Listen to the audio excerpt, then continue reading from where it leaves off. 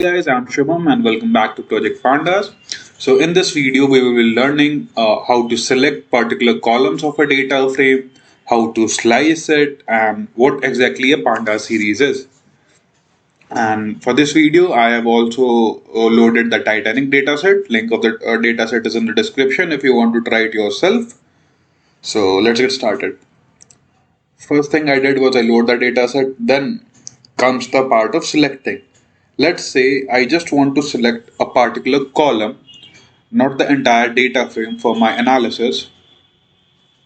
Let's say I just want to know, select the age column. How can I do that? Is use, there are two ways of doing it. First is the dot annotation, and how you do that is you pass in the name of the data frame, then type dot and start typing the name of the column that you want to select. So in this case, it's age. Sorry, syntax errors. Yes, you get that particular column. And another way of doing this, selecting a particular uh, column is by brackets annotation. So what is this? That you pass in a square brackets after that, and within that bracket you pass in the name of the column that you want to select. So in this case we want to select age, so here exactly we get the age. And what if we were to check the type of the series that we have selected in here? So let's do that. First, let's check the type of the data frame. It's a Pandas code data frame. And if you were to check just the type of that column that we have selected, we would see that it's actually a Panda series. So if I have to define a Pandas data frame in terms of series, it's basically collection of series. So in each column represents a different series. So that is all about series that you need to know. And later on we will performing functionalities and you will see how, I mean, most of the functionality that you can do in data frame, you will also be able to do that on series. So let's check that out. Let's suppose you wanted to get the mean of age. So one way of doing that is you pass in data frame dot mean. I'm sorry. Yes. So you in here you get the mean of every integer or float column that is there, and age we get it's 29.699. So I mean this is good if you are just exploring the data, but let's say you have an algorithm that needs the mean of the age. So it's not very practical to do this and then copy it from here and then pass it to the your function. Good way would be selecting that column df.age and then passing in the mean. So here you get the mean itself. So same operation that you were able to do on data frame, you can also do it on series. So let's explore a bit more. There are various operations you can perform. So it's a nice opportunity to explain them. So like you can get if statistically you want to get mean, median, or mode, those things you could do. Let's find out the median. Here you get median of every float or integer column there. Let's say we want to get the median of just the fare. We can pass it like this. You have your median right here. So it's easier this way. So let's say if you pass it to a variable like a and you just pass this a into your function which has a value, so it becomes kind of automated and it's a much more practical way to do things. So let's now move forward to further selecting. That we know how to select a particular column in a data frame, but what if we wanted to select multiple columns at once and create a small data frame itself? So we could do that by writing name of the data frame, then square brackets, and within that square brackets, the name of the columns that you want to select. So in this case, it's let's say we want to just select passenger ID, sex, age, and fare. These four particular columns. So you would have to pass a list that contains the names of these four columns. So it would be something like passenger ID, a list within passenger ID, age, sex, and fare. You see that these four columns have been selected and the order in which you write the columns matter. So let's say if I were to switch fare with age, you would see the changes happening in the data frame also. So now the age has been switched with fare. The position of the age has been switched with fare. So the order in which you pass the elements in a list matters. Now that we know how to select a particular column or multiple columns at once, let's get into how can we select a particular row. Let's say we want to get this fourth entry. So how could we do that? So there are actually two ways of proceeding. One is using the LOC operator and another is using the ILOC operator. So what's the difference? We will see. Let's check out the LOC operator for now. So you pass in square brackets, and one thing to note here is unlike before, we would actually have to pass two parameters. One for the number of for the row that we want to select and another for the columns that we want to select.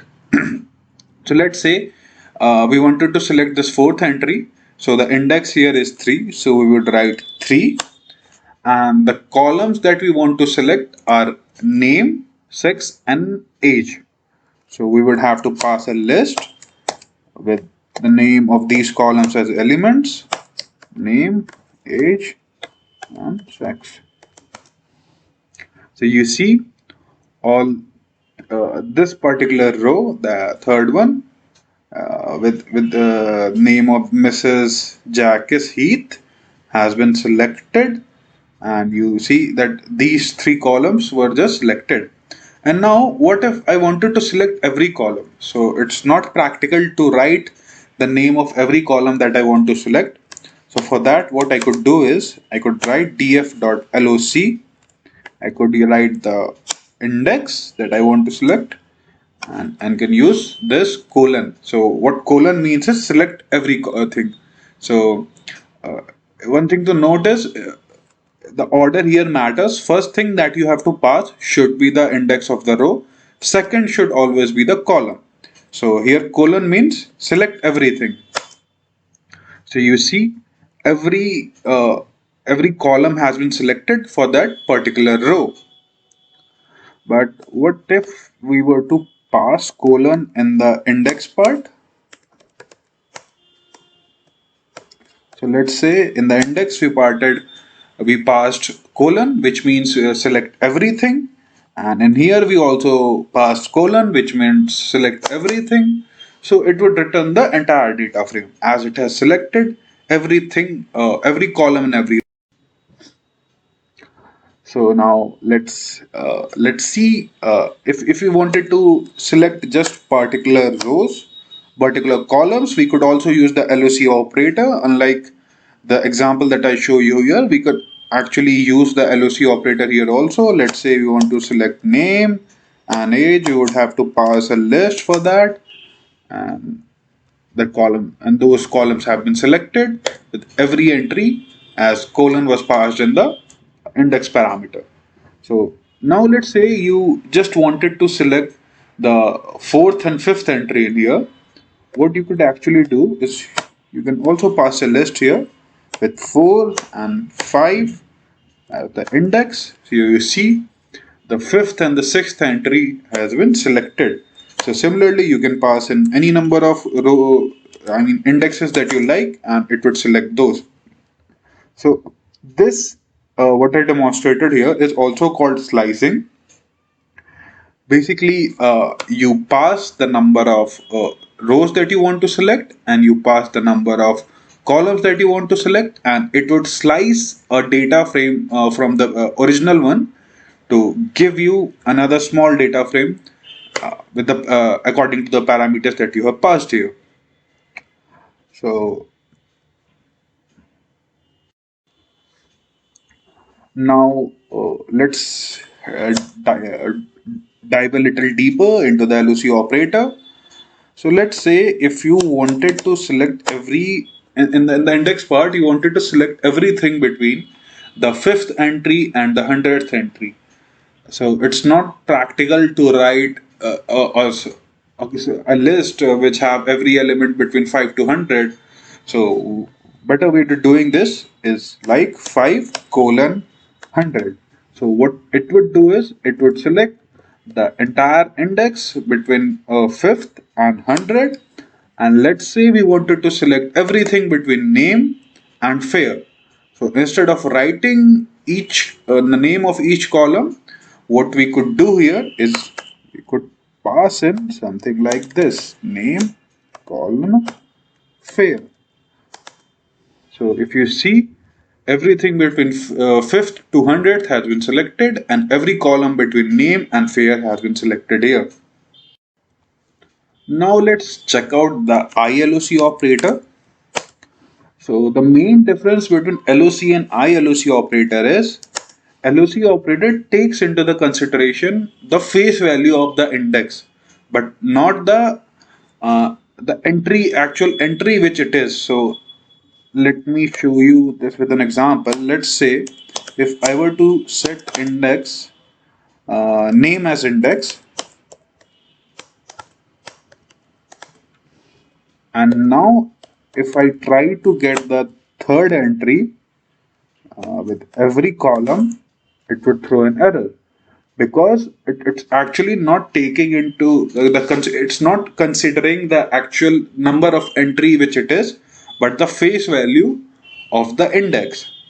But if I were to pass ILOC operator here, you would see it successfully selected the third entry. Actually, the fourth entry, it's zero. Pandas always have zero indexing, so it's actually the fourth entry. And same things that you were able to do with LOC operator, you could do with ILOC operator. The only difference is it actually takes into consideration the number of entry it is.